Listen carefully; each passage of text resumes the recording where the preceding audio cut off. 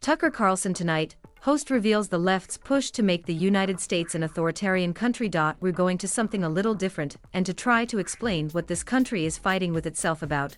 What are the lines that divide us? It's pretty obviously not the old partisan divide that the rest of us grew up with, Republican versus Democrat. You figured that out now. You look over the Democratic side, you see Rashida Tlaib. You're pretty certain she's not on your side, obviously. But then the question is Mitch McConnell on your side? And the answer, as you well know, is no, not really. So what divides us? What is the dividing line? And it's really simple. The people in charge are intent on replacing our free democratic system with an authoritarian system where they don't convince you of anything. They simply make you do things and they benefit from that. There are people in this country who are opposed to that, they are anti-authoritarian. And if you look at who we book on this show, that may explain why we do it. You may have noticed we have a lot of former lefties on the show. Glenn Greenwald is the most obvious. Alex Berenson as well. And many others. Now, we probably don't agree with these people on a lot of things. Are we on the same side on abortion? We've never asked. But one thing we know for certain is that they are totally opposed to authoritarianism. So that really is the divide. People are for an authoritarian America and those who are for a free America. It's that simple. And once you start to understand politics through that lens, you figure out what's really going on. By the way, looking at polls is an unusually bad way to understand what's happening in American politics. Polls are often wrong, and when they are wrong, they're almost always wrong in the same direction. The last presidential election made that very clear.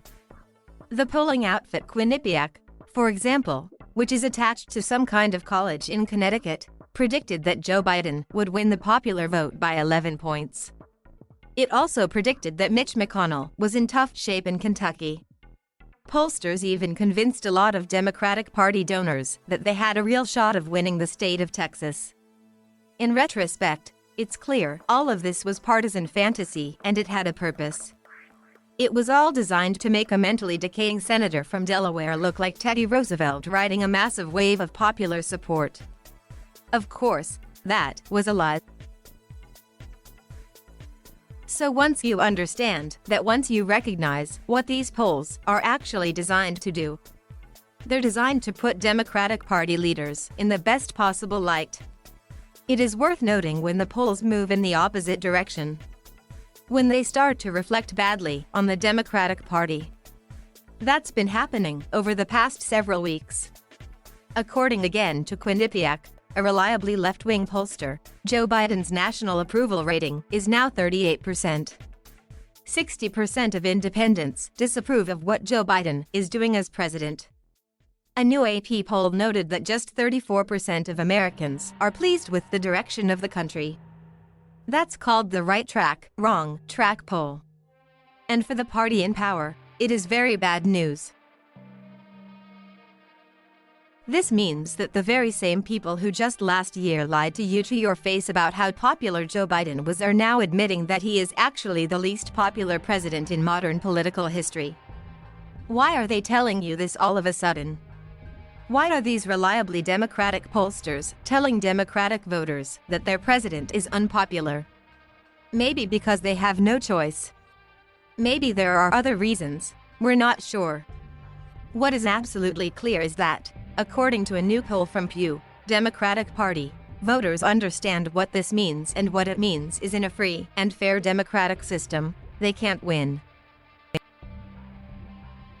If we allocate power based on who's the most popular with the public, and that's the basic premise of democracy, the Democratic Party is in very tough shape and they know that.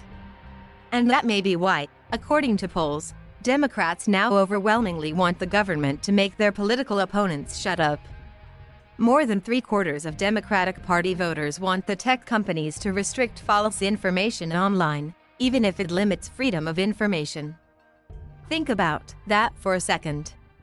More than 60% of Democratic voters want the federal government to control that flow of information over the internet. So all of that contravenes the First Amendment to the Bill of Rights, which is the very core of our system of government and of our culture. It's what makes America great. And now the overwhelming majority of Democratic voters are against it. So that's authoritarianism. There's no other word for it. And it's ironic considering for 4 years, prominent Democrats told us we were living through a fascist system. Donald Trump was a fascist. But of course, they were describing their own attitudes.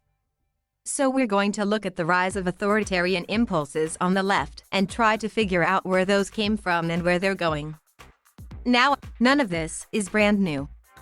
You'll recall that Democratic Party politicians have been pushing for censorship for a long time, certainly since Trump won in 2016. They blame that victory on Facebook. Here's Ed Markey in last October, for example, calling for more censorship. Senator Ed Markey, DMAS, the issue is not that the companies before us today are taking too many posts down.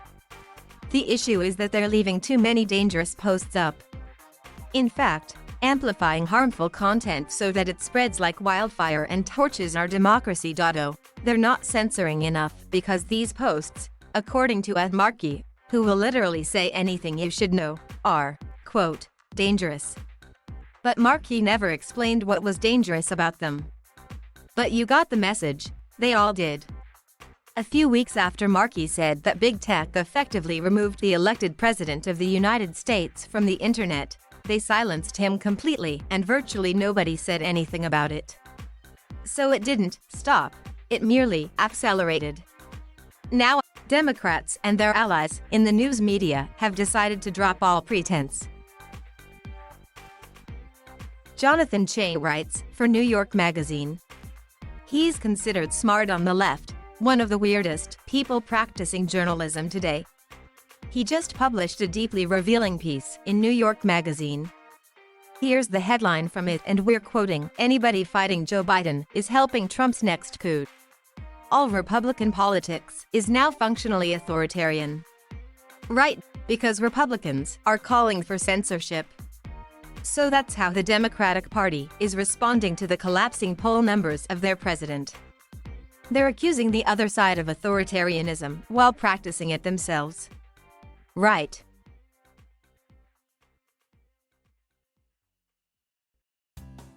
Thank you for watching. Please subscribe.